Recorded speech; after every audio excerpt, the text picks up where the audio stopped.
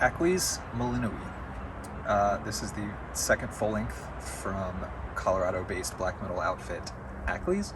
Akhlys is one of my favorite bands of all time, and if you've seen my other review of the first Akhlys record, The Dreaming Eye, you know that I'm about to fawn over this record. I'm still unsure if I like it more. I think it's at the very least on par with the first full length, which is saying a lot. It's just an absolutely phenomenal record. It's 5 tracks, about 45 minutes long. There's some dark ambient interwoven with this really just like frenetic, chaotic, but also melodic black metal. It's just truly one of the best records I've heard, not only in 2020, but ever.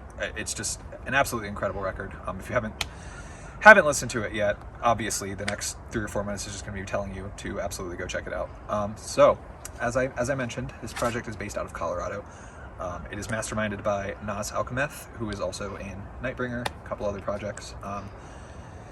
Akhlys is sort of his outlet for, conceptually, I suppose, it's sort of an outlet for topics such as nightmares, astral projection, sleep paralysis, things like that. Things that sort of, border on that liminal state, that sort of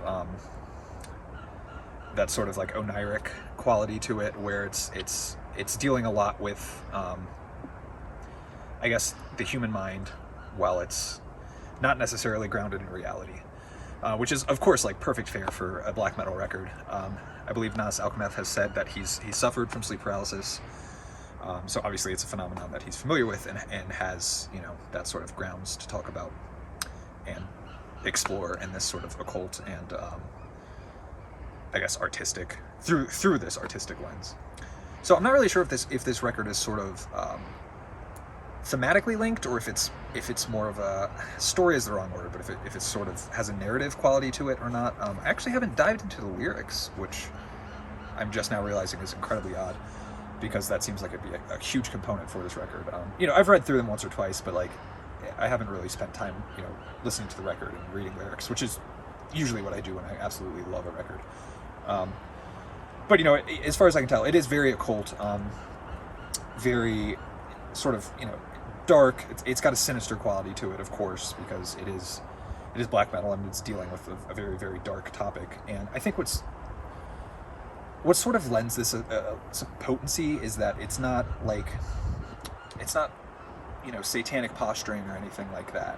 It's a real phenomenon that affects people throughout history, all across the globe. It is a very real human experience, and it is very dark, and it is still very inexplicable. The phenomenon of dreams alone is just very fascinating from a sort of clinical perspective, but it's also it has a very occult quality to it. It's not really something you can explain away, and so when you take that and add the feeling of something sitting on your chest and strangling you, actually the second song I think on the record is called Nagalion. I do not speak Greek, so you'll have to forgive me, but which I think is Greek for strangler or throttler, which is of course referring to the feeling of being sort of suffocated in your sleep, which a lot of people who experience sleep paralysis experience. And that's, there's a sonic element to that too, where you do kind of feel like you're being overwhelmed musically. And I don't say that in a trite way. It really is very, very dense, intense music. Difficult to get a grasp on, what's going on. There are moments of clarity, of course. There are moments where there will be catchy riffs or memorable melodies sprinkled throughout, but overall it is a very intense, frenetic, as I already said, affair. This is phenomenal. I absolutely love this record. It's one of my favorite records of 2020. It'll probably be one of my favorite records of the decade, especially now as I listen to it more and more.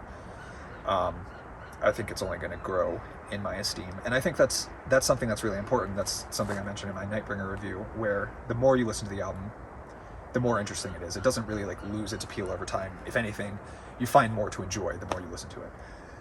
I'm going to stop rambling about this one. I really think this is something that has to be heard to really get a grasp on. So yeah, if you like this video, feel free to leave a comment, give me a like. That helps the algorithm and all that bullshit. And if you like what I'm doing here, subscribe. That's basically the metric by which I gauge interest. So if I'm not really getting new subscribers, it's not like a ego thing, but it's just if I'm not really getting new subscribers, I kind of feel less inclined to do reviews. And yeah, all that good stuff. Thanks for watching, and take care.